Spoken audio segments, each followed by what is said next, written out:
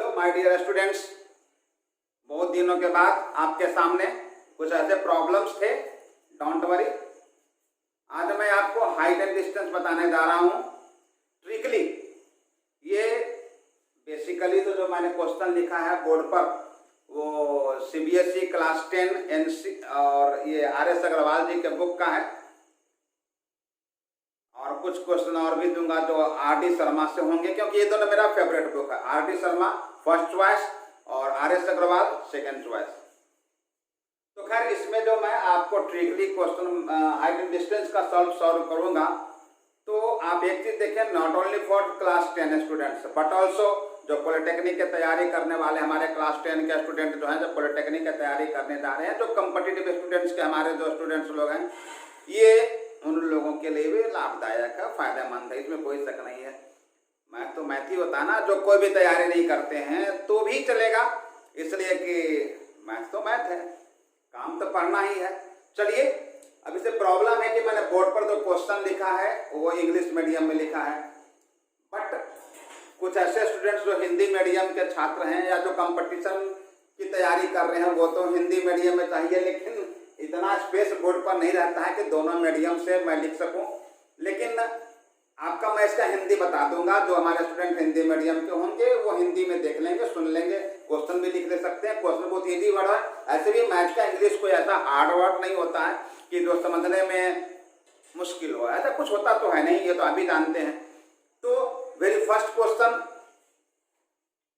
If the height of a vertical pole is equal to the length of its shadow on the ground, the angle of elevation of the sun will be, क्या होंगे? Height of a vertical pole, कोई उदग्र सीधा खड़ा उस पोल की ऊंचाई बराबर है length of its shadow on the ground, पृथ्वी पर बनने वाली छाया, किसी पोल की लंबाई उसके छाया के लंबाई के बराबर हो।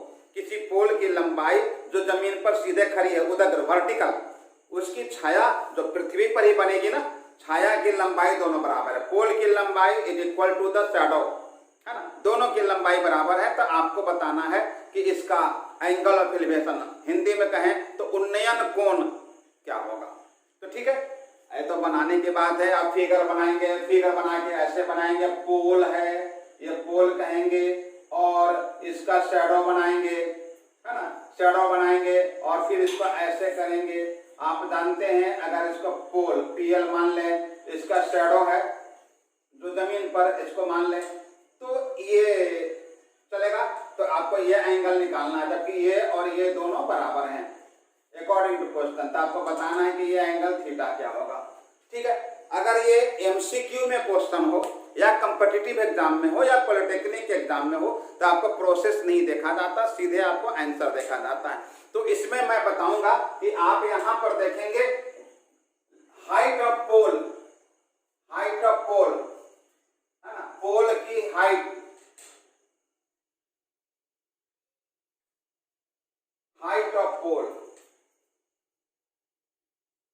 हाइट ऑफ पोल जो है, और लेंथ ऑफ शैडो, शैडो की लंबाई, दोनों क्या है? इक्वल है। दोनों क्या है? इक्वल है।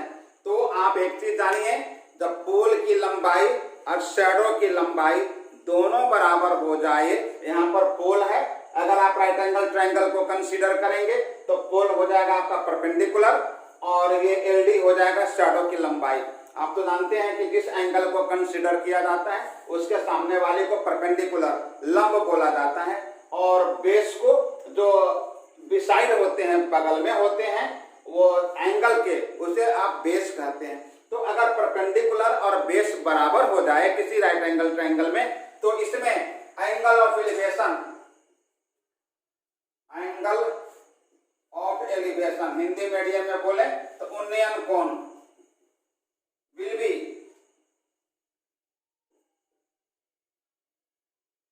45 डिग्री। अगर पोल की लंबाई और शैडो की लंबाई दोनों बराबर हो जाए तो एंगल ऑफ एलिवेशन हर हाल में 45 डिग्री ही होगा, 45 डिग्री ही होगा। और आप इसको उल्टा भी मान लें, वाइस वर्सा भी, वाइस वर्सा भी, वाइस वर्सा मतलब इसका अपोजिट भी। अगर एंगल ऑफ एलिवेशन 45 डिग्री हो जाए तो पोल की लंबाई और शैडो की लंबाई इक्वल हो जाएंगे दोनों तरफ से। रिवर्सेबल रिएक्शन, केमिस्ट्री के अनुसार रिवर्सेबल रिएक्शन के प्रोडक्ट जो रिएक्टेंट्स जो हैं वो प्रोडक्ट देंगे और फिर प्रोडक्ट से रिएक्टेंट्स भी बन जाएगा। इसे कहते हैं रिवर्सेबल रिएक्शन। आप तो पढ़े ही होंगे law of mass action chemistry में। तो यहाँ भी देखिए, अगर पोल की लंबाई और शैडो की लंबाई अगर इक्वल हो जाए तो एंगल ऑफ एलिवेशन, सन के एंगल ऑफ एलिवेशन, क्योंकि शैडो तो बनेगा सन से ही, तो सन का एंगल ऑफ एलिवेशन जो होगा 45 डिग्री होगा। उन्नयन कोण 45 डिग्री होगा यदि शैडो की लंबाई और पोल की लंबाई बराबर हो जाए। और आप इसको उल्टा भी कर सकते हैं कि अगर उन्नयन कोण मतलब एंगल ऑफ एलिवेशन 45 डिग्री हो, देन वर्टिकल पोल की लंबाई और शैडो की लंबाई विल बी इक्वल। ठीक है, अब चलिए second question for you. If the height of vertical pole is √3, if the height of vertical pole is √3 times the length of its shadow on the ground, कहता है कि height of the vertical pole है वो shadow की लंबाई की √3 गुनी है। पोल की लंबाई, वर्टिकल पोल की लंबाई छाया की लंबाई की √3 गुनी है। तो सन का एंगल ऑफ एलिवेशन क्या होगा उस समय, जिस समय के शैडो बन रहा है वो पोल की लंबाई है, पोल की लंबाई शैडो की लंबाई की √3 गुनी है। तो यहाँ पर देखिए, अगर हम पिक बनाना चाहेंगे तो ये पिक ऐसे बनेगा, पोल की लंबाई शैडो की लंबाई की √3 टाइम्स है। ये हो गया पोल और ये हो गया शैडो। ठीक है, तो ये एंगल ऑफ एलिवेशन क्या होगा, सन यहाँ पर है। तो कहता है कि ये पोल जो है ये परपेंडिकुलर इसको कहते हैं, जब पोल है इसको परपेंडिकुलर कहते हैं, इसको बेस कहते हैं। तो अकॉर्डिंग टू क्वेश्चन जब आएंगे, अकॉर्डिंग टू क्वेश्चन पोल की लंबाई मतलब कि पोल की लंबाई को P मानते हैं, ये जो है √3 इंटू बेस, ये ना है, बेस को शैडो कहते हैं। तो शैडो की लंबाई का √3 टाइम्स पोल की लंबाई है। मतलब पोल की लंबाई अगर बेस की लंबाई की √3 गुना हो जाए, आप जान गए यहाँ पर कि P जो है बड़ा है B से, है ना, परपेंडिकुलर बड़ा है बेस से, क्योंकि बेस में √3 मतलब 1.732 जो √3 का मान होता है, तो बेस में 1.732 से गुना करेंगे। 1.732 मतलब कि ₹1.70, 1.5 गुना से ज्यादा, मतलब ये गुना कर बेस में 1.5 गुना से ज्यादा करेंगे तब जाकर पोल के बराबर होता है। तो ऐसी स्थिति में है कि अगर परपेंडिकुलर का मान बेस की लंबाई से 3 गुनी √3 गुनी हो जाए तो आपका आंसर होगा, √3 गुनी है तो आंसर हो जाएगा आपका 60 degree. Your answer will be 60 degree. अगर पोल बड़ा हो तो पोल की लंबाई बेस की लंबाई से बड़ी हो जाए, है ना, और √3 गुनी हो जाए, तो ऐसी स्थिति में √3 होने के कारण एंगल विल बी 60 डिग्री, क्योंकि आप जानते हैं tan 60 का मान होता है √3, tan 60 का मान होता है √3, इसलिए ऐसा हो जाए तो 60 डिग्री लिखेंगे। ठीक है, प्राय √3 ही देता है, ऐसा कोई टेंशन लेने का नहीं है।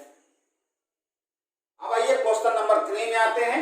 इफ द लेंथ, हाँ इसका उल्टा भी है, अगर इसका उल्टा भी चलेंगे, अगर सन का एंगल ऑफ एलिवेशन 60 डिग्री हो, सूर्य का उन्नयन कोण अगर 60 डिग्री हो, तो शैडो की लंबाई, पोल की लंबाई शैडो की लंबाई की √3 टाइम्स हो जाएगा, है ना। इसका वाइस वर्सा भी चल सकते हैं कि अगर एंगल ऑफ एलिवेशन 60 डिग्री हो, then the height of pole will be equal to √3 times of base, है ना। बेस मतलब बेस नहीं बोलिए, शैडो, है ना। पोल की लंबाई शैडो की लंबाई की √3 गुनी हो जाएगी। ठीक है, एनी प्रॉब्लम? तो बोलिएगा क्वेश्चन नंबर 3 में आइए। If the length of A shadow, if the length of A shadow of A tower is √3 times it's height, इसमें कहता है कि शैडो की लंबाई जो है टावर की लंबाई के √3 टाइम्स है। टावर, टावर तो आप जानते हैं कि जमीन पर वर्टिकल खड़ा होता है, शैडो तो जमीन पर ही होता है।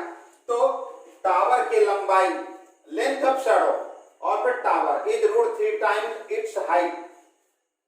शैडो जो है वो टावर की वो √3 टाइम्स है। अगर शैडो बड़ा हो गया then the angle of elevation of the sun will be, sun का एंगल ऑफ एलिवेशन क्या होगा। तो यहां पर देखेंगे अकॉर्डिंग टू क्वेश्चन क्या है कि यहां पर शैडो जो है,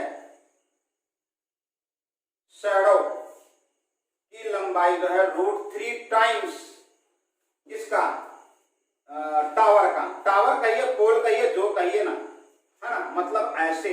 अब शैडो की लंबाई √3 गुना है और ये टावर TW टावर है और ये शैडो WS शैडो हो गया। तो एंगल ऑफ एलिवेशन क्या हो गया, इसको परपेंडिकुलर कहा जाता है, इसको बेस कहा जाता है। अब जब जान लीजिए शैडो की लंबाई बड़ा हो जाए तो एंगल छोटा ही होना है, एंगल छोटा ही होना है तभी तो ये बड़ा हो जाएगा। जैसे ही जितना ये बड़ा होते जाएगा ये एंगल ऑफ एलिवेशन, इंक्लिनेशन जो है कम होते जाएगा, है ना।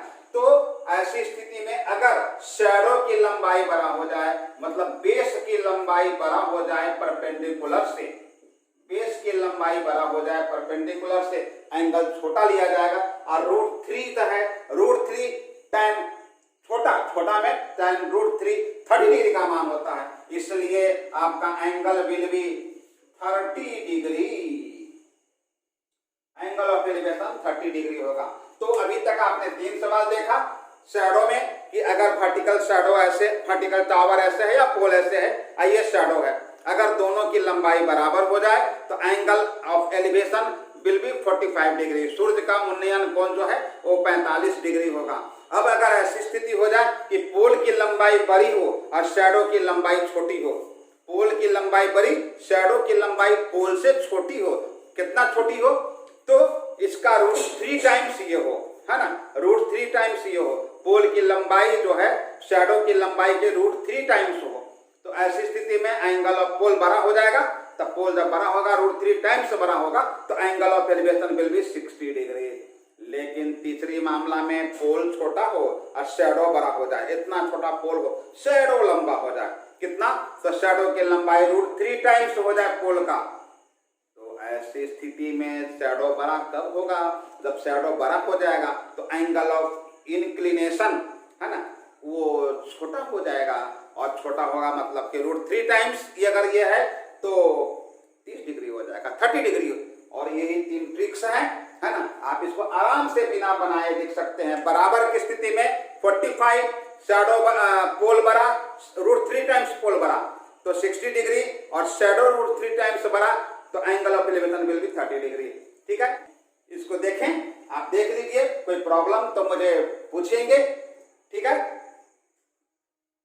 तो आपको, मुझे यकीन है आपको ये तीनों ट्रिक्स अच्छे लगे होंगे। आप ये तीनों ट्रिक को देखें, है ना, इस पर प्रैक्टिस करें, और भी सवाल आपके बुक्स में होंगे, कॉम्पिटिटिव एग्जाम में होंगे, इस पर प्रैक्टिस करके देखें। कोई प्रॉब्लम होता है तो फिर आप मुझे मेरे ईमेल आईडी पर सेंड करें कोई प्रॉब्लम। अब मेरा ईमेल आईडी आपको डिस्क्रिप्शन में मिल जाएगा। तब तक देखें, फिर नेक्स्ट के लिए मिलते हैं नेक्स्ट वीडियो में। तब तक के लिए बाय। लेकिन आप इसको देखिए, लाइक करिए, शेयर करिए और बेल आइकन दबाना तो मैं जानता हूं आप नहीं भूले होंगे। ठीक है, तब तक के लिए बाय, जय हिंद।